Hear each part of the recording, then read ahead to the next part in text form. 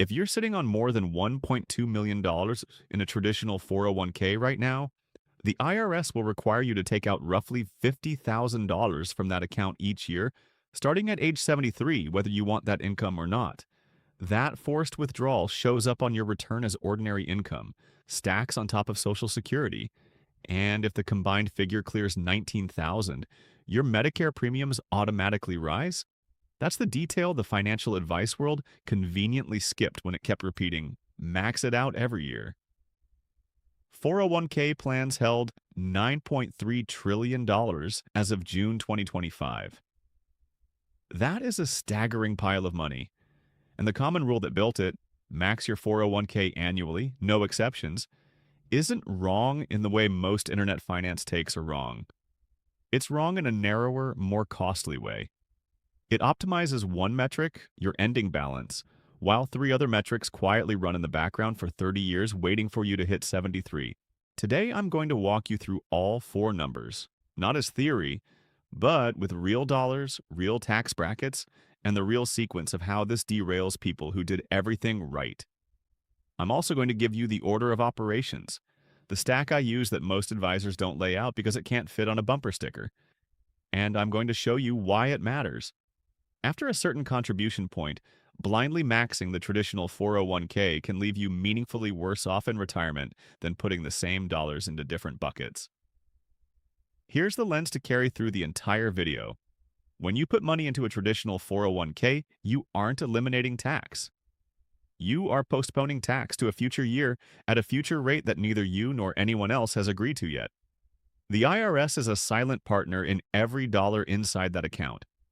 They effectively own somewhere between 22% and 37% of it, depending on your marginal bracket when the money comes out. The bargain you made is pay you later. The question most conventional advice never asks is, will you truly pay less later? Or did you build a balance so large that the required withdrawals at 73 push you into the same bracket or a higher one? I call this the open tab. You're in the restaurant, dinner is great, and the check keeps expanding.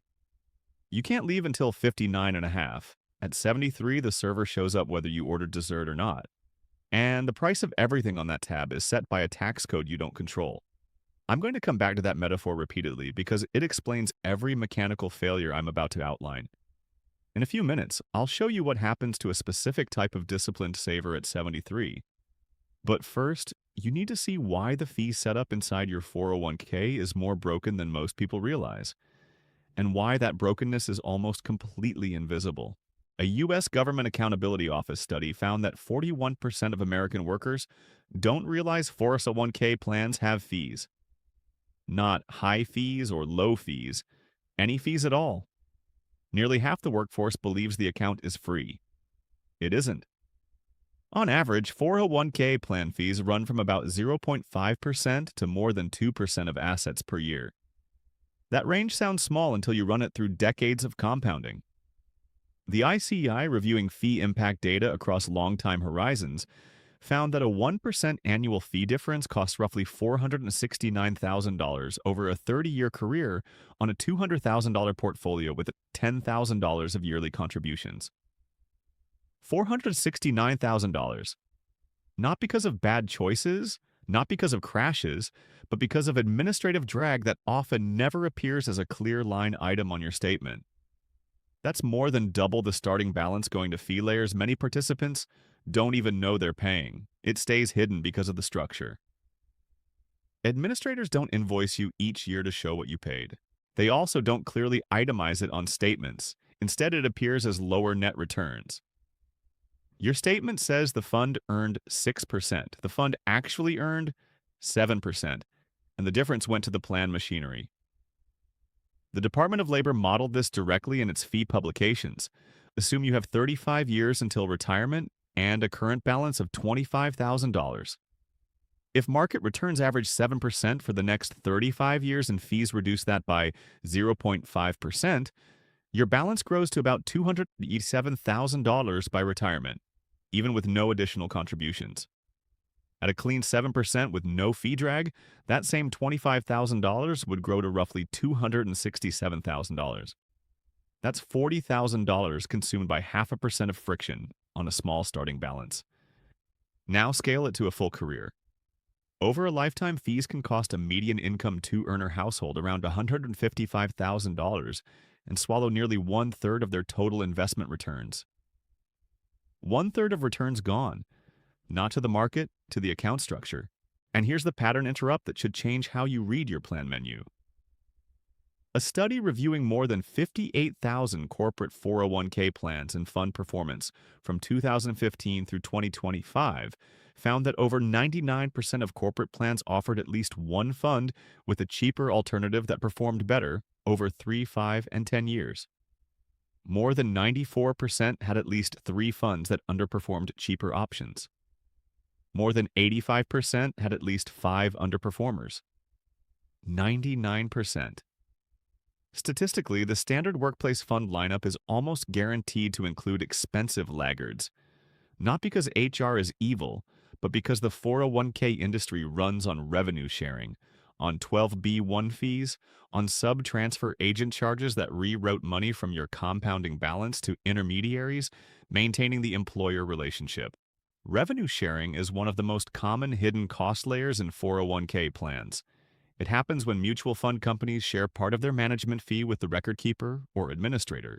That can quietly add 0.25% to 0.75% per year to your costs without a clean disclosure.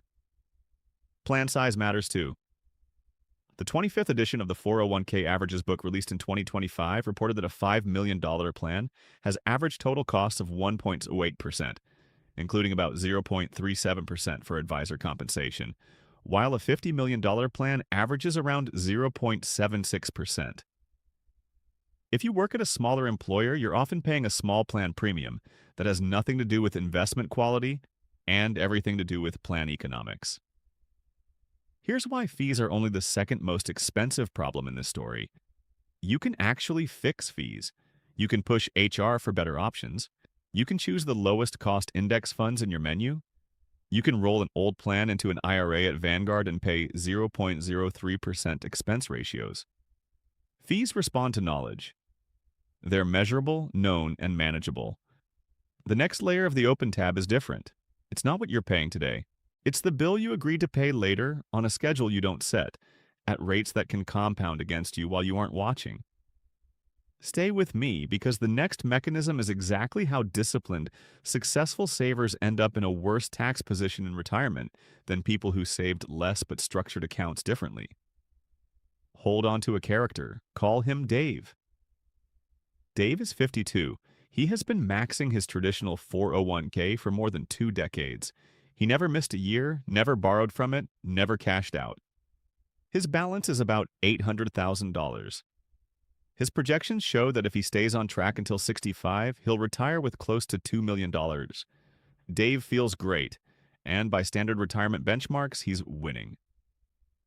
But Dave never asked one question, and the answer changes the math of his entire retirement.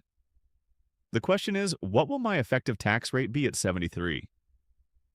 Most people assume retirement means lower taxes. You stop working, income falls, you slide into a smaller bracket. That's often true for modest balances. It breaks for serious savers who followed the pile everything into pre-tax playbook. The breaker is the required minimum distribution. You must take your first RMD for the year you reach age 73, though you can delay that first one until April 1st of the following year. That means you are now withdrawing on an IRS schedule. Once you turn 73 if you were born from 1951 to 1959, or once you turn 75 if you were born in 1960 or later, an RMD is the amount the IRS forces you to pull from traditional 401ks and IRAs every year. You don't get to opt out. The RMD is calculated by taking the prior December 31st balance and dividing it by a life expectancy factor from the IRS Uniform Lifetime Table. At age 73, that divisor is 26.5. Dave retires at 65 with $2 million in his traditional 401k. The account keeps growing. If it earns 5% annually from 65 to 73, his balance at the first RMD is around $2.9 million. His first required distribution is $2.9 million divided by 26.5, about $110,000. That hits his return as ordinary income, every dollar, not capital gains, not a preferred rate. Ordinary income. People save in traditional 401ks assuming they'll withdraw later at a lower tax rate. But it isn't rare for retirees to discover they're in the same bracket or higher once RMDs begin. Now add Social Security. Dave receives about $40,000 a year. The Social Security taxation formula written into law in 1984 and never indexed for inflation means up to 85% of that benefit becomes taxable once combined income crosses. Thresholds that haven't moved with living costs in 40 years. Dave's modified adjusted gross income, call it $110,000 plus a large portion of Social Security, now crosses something called the IRMA threshold. For 2026 Medicare beneficiaries who earn over $19,000 a year and who are enrolled in Medicare Part B and or Medicare Part D pay the income-related monthly adjustment amount, which is a surcharge added to Part B and Part D premiums in annual dollars. The Tier 1 surcharge is $148 per person, combining Part B and Part D adjustments. That sounds tolerable on its own. Then the next piece hits. The RMD divisor shrinks each year while balances can still compound. So RMDs often trip the first IRMA bracket between ages 75 and 77. By 77, Dave is likely in Tier 2. Once triggered, combined Part B and Part D surcharges run from $148 to $636 a year on top of the standard premium. And if Dave is unlucky enough to still have a large balance at 85, the Uniform Lifetime Table Divisor is down to 16. His RMD is now 1/16 of whatever the balance grew to. The waiter doesn't ask what you want, the waiter brings the plate. IRMA is divided into income brackets, and once your income crosses into a higher band, your surcharge jumps to the next level, sometimes by a meaningful amount. Even a tiny income increase near a boundary can have an outsized effect. Go just $1 over a bracket edge and you owe the full surcharge for that higher tier. Not prorated. $1. One extra dollar of RMD can cost over $1,000 in additional Medicare premiums. And because Medicare uses a 2-year look-back, a 401k withdrawal choice made today can affect Medicare premiums 2 years from now, a connection most standard plans fail to model. This is the open tab. The bill doesn't show up when you eat. It arrives 2 years later with a surcharge you didn't budget for. If you fail to take the required distribution, you may owe a 25% excise tax on the amount not distributed as required. The IRS doesn't leave this to chance. By the way, hit subscribe if this is helping. YouTube's algorithm has a proven habit of hiding this channel from the exact people who need it. Knowing these numbers exist and building your structure around them are not the same thing. I spent years working through the real after-tax, after Medicare, after RMD math with disciplined savers and found the open tab waiting. So I built a system to address it. It's called the Exit Code. It's a digital book, 8 chapters, built on 50 years of real retirement data, not the vague confidence of generic plans. Math. 2 parts from that book matter for this video. First, there's a section on the 4% trap. The 4% withdrawal rule comes from a 1994 study. It wasn't designed for the RMD and IRMA interaction, for current bond yields, or for 30-year retirements. The book lays out a dynamic withdrawal method that responds to sequence risk and real conditions, not a static assumption from 3 decades ago. Second, there's a chapter on the lazy portfolio, a structure that has historically beaten active trading over 30-year windows, needs minimal maintenance, and works across account types to reduce the kind of RMD stacking we're talking about. If you want to manage Maggie in retirement, the account your assets sit in matters as much as the assets themselves. The exit code is linked in the description for less than 1 dinner out. Each year you build the wrong structure around the right intentions, the tab keeps growing. The compounding on that moves faster than people expect. Now back to the architecture, because fee drag and the RMD tax bomb are still the wrong frame for where the biggest losses happen. You think your 401k issue is contributing too little, but for a meaningful number of disciplined earners watching this, the real issue is over-contributing to the wrong account type. It's not insufficiency, it's structure. Here's why.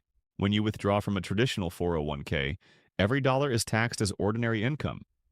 Your contributions, the employer match, and 30 years of growth all come out as income, taxed at 22%, 24%, 32%, or higher, depending on bracket. When you withdraw from a taxable brokerage, assuming you held the asset longer than 1 year, you generally pay long-term capital gains. For most people in the 22% ordinary bracket, that's 15%. Taxable brokerage withdrawals are often taxed at lower rates than ordinary income. As of 2024, long-term capital gains rates are 0%, 15%, or 20%, depending on income. And here's the structural advantage almost never explained. In a taxable brokerage, you pay tax only on the gain, not on your principal, not on your original contributions. Those dollars were already taxed when you earned them. In a 401k, you pay ordinary income tax on the entire withdrawal, original dollars, employer match, and every penny of compounded growth. All of it counts as income. Those taking money from a 401k will often be taxed at higher ordinary rates. Keep in mind, because 401k contributions weren't taxed up front, you owe ordinary income tax on the full distribution, whereas taxable investors generally owe tax only on gains.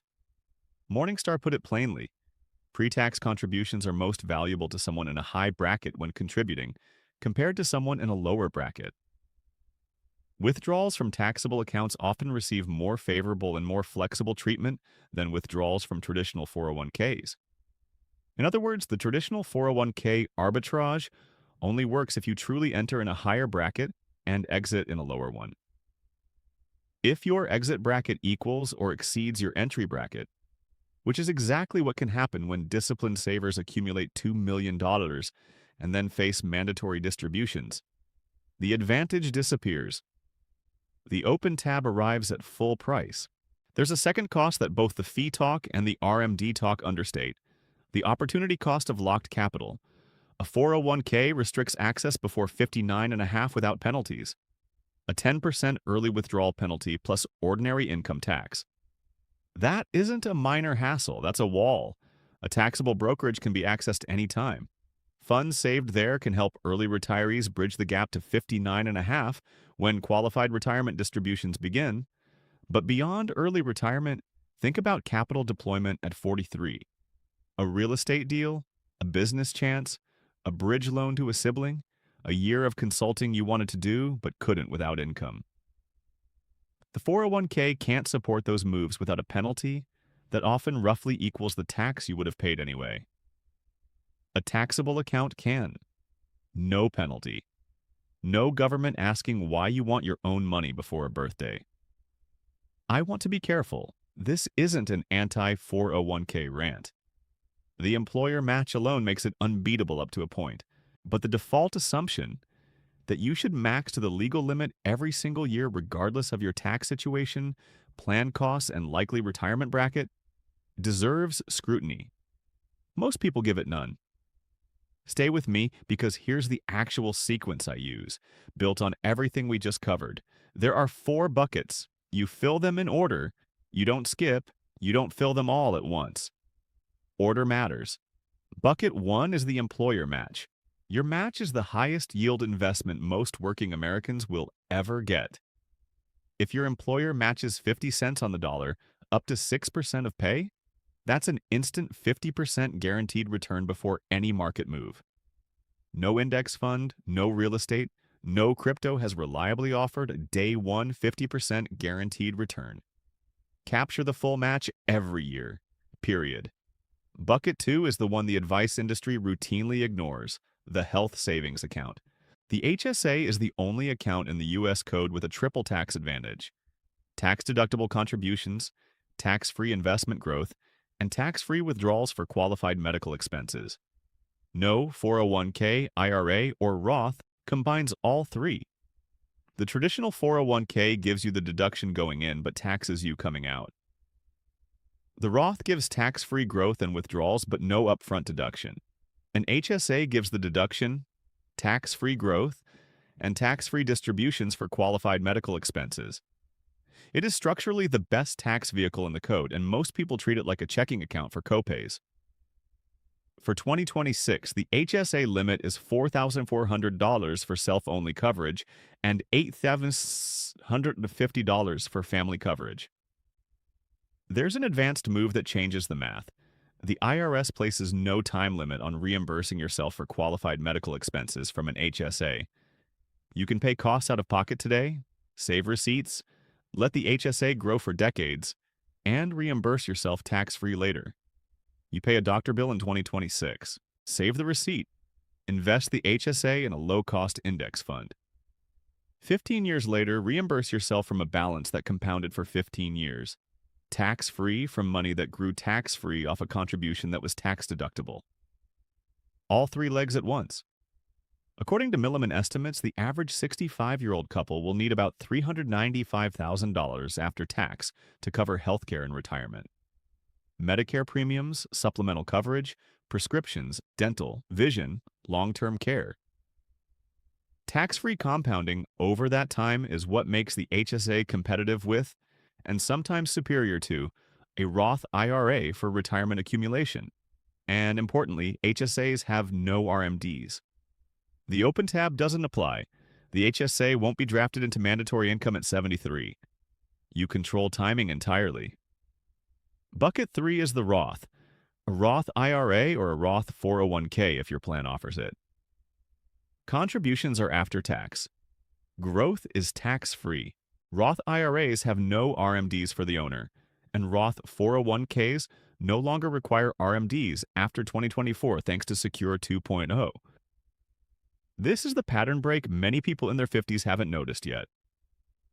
A Roth 401k, the account you may have ignored at work, can create zero taxable income in retirement. Every dollar you withdraw is invisible to IRMA. It doesn't push Social Security into taxable territory. It doesn't raise MEGI. For Medicare premium purposes, it's as if it doesn't exist. Every dollar converted in the 12% or 22% bracket before RMDs begin is a dollar that never shows up in the 73 divisor. Converting $50,000 a year for 10 years can reduce the eventual RMD by 20% and keep MEGI under the first IRMA tier in retirement. The conversion corridor, the window between retirement and RMD age, is where serious tax planning lives. If you can retire at 65 and delay Social Security to 70, you have about 8 years of relatively low taxable income where Roth conversions can happen at controlled rates. You prepay at 12% or 22% rather than letting the IRS force it at 24% or 28% when RMDs stack. The window between 70 and 72 is the most valuable tax planning real estate this retiree owns. Bucket 4 is the taxable brokerage account. No contribution limits, no lockup, no RMDs. Long-term capital gains rates at 15% or lower for most earners. If you hold low-cost broad market index ETFs with minimal distributions, the annual tax drag is close to negligible. A taxable account alongside a 401k diversifies your tax strategy, and that diversification has real dollar value in retirement that most calculators miss because they model only one account type. Now back to Dave. Dave heard this at 52. He didn't freak out. He didn't liquidate anything. He made 3 structural changes. He stopped maxing the traditional 401k beyond the match. He redirected the excess into the HSA, $8,650 per year for family coverage, and into the Roth 401k where his plan offered it. The rest went into a taxable brokerage holding a total market index ETF at 3 basis points. No plan admin cut, no revenue sharing, no 12B1 fees. At 67, Dave's total wealth is similar to what it would have been under max everything pre-tax. Maybe a bit lower nominally because some contributions were after tax, but the composition is radically different. A meaningful portion sits in Roth. No RMDs, no MEGI impact. A meaningful portion sits in HSA. $30 plus $10 of tax-free healthcare purchasing power. The taxable brokerage generates long-term gains taxed at 15%, not ordinary income at 24%. Pulling the same spending amount, his retirement MEGI stays under $19,000. He avoids IRMA. His Social Security is only minimally exposed to taxation. His Medicare stays at the standard $22.90 per month. The difference in cumulative taxes between Dave's original path and his revised path over a 20-year retirement runs deep into six figures. Same discipline, same total savings effort, different structure. That's the game. Not a better return, not a smarter allocation. Structure. One more concrete example. Marcus is 42. He earns $130,000 a year as an engineering manager at a mid-sized manufacturing company. His employer matches 3% of pay. His plan's total costs are about 1.08%, consistent with what a $5 million plan pays in the 401k averages book. Under the standard approach, Marcus maxes his traditional 401k at $20,500 in 2026. Over 25 years at 7% gross returns with 1.08% total fees, his net return is about 5.92%. At 67, his balance is roughly $1.6 million. The gross number would have been closer to $2 million. The fee drag over 25 years at that contribution level consumed about $350,000 of compounding. Under the alternative stack, Marcus captures the match, about 3% of salary, roughly $3,900 from him plus employer dollars. He maxes the HSA at $8,750 per year. He routes another $10,000 per year into a Roth 401k. The remaining savings goes into a taxable brokerage holding a total market index ETF at 0.03%. Same annual savings, different account mix, different fee exposure, different withdrawal taxation. At 67, Marcus's total portfolio value is broadly comparable, but the after-tax buying power is materially higher. Roth dollars produce no MAGI impact. The HSA can cover the $395,000 in projected healthcare costs tax-free. The taxable account produces gains at 15%. Only the small traditional 401k, the portion used to capture the match, produces ordinary income. Marcus's MAGI stays manageable. Medicare premiums stay standard. Social Security faces minimal taxation.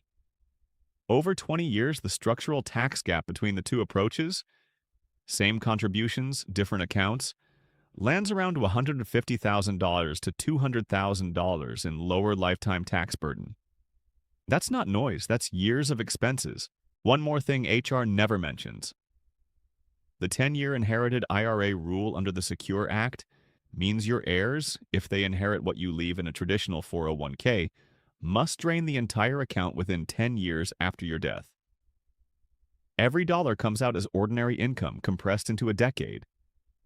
The account you meant as generational wealth becomes a concentrated income event for your kids. A Roth IRA avoids that entirely. The heirs still face the 10-year rule, but the distributions are tax-free. The Max Your 401k heuristic was built for a world with shorter retirements, simpler taxes, and smaller balances. A 1% annual fee gap can shrink a retirement account by 30% over 40 years versus a low-fee alternative. Stack that with RMDs pushing retirees into the same or higher brackets than during work, and you get advice optimized for 1985, copied into 2026 unchanged. The world that advice was built for no longer exists. The tab stays open longer. The waiter is more aggressive. The surcharge rules were written in 1984. All right, 3 specific actions, not generic, calibrated to exactly what we covered. First, get the total fee number for your plan, not one fund's expense ratio, the all-in cost. Ask HR for the 4045 fee disclosure document. Add investment fees, admin fees, and any revenue sharing arrangements. If it's above 0.5%, you're paying a small plan premium that compounds against you. Run the ICI-style modeling on your own numbers, a 1% fee difference at your balance, contribution rate, and remaining years produces a number that makes that disclosure request feel very worth it. Second, before you put one more dollar beyond the match into a traditional 401k, project your first RMD.